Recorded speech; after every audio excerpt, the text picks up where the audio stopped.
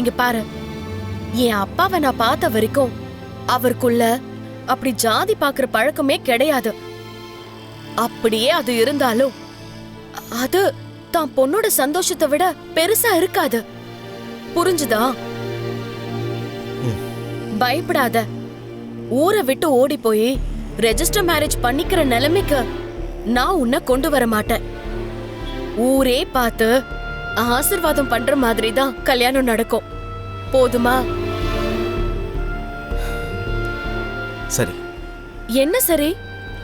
நான் இவ்வளவு தூரம் பேசின அந்த சரியில ஒரு சிரிப்பாவது இருக்கலாம்ல?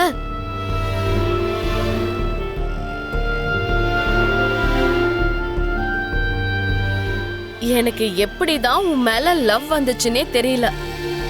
நீ எல்லாம் வேஸ்டா. சரி, வந்து வண்டி எடு.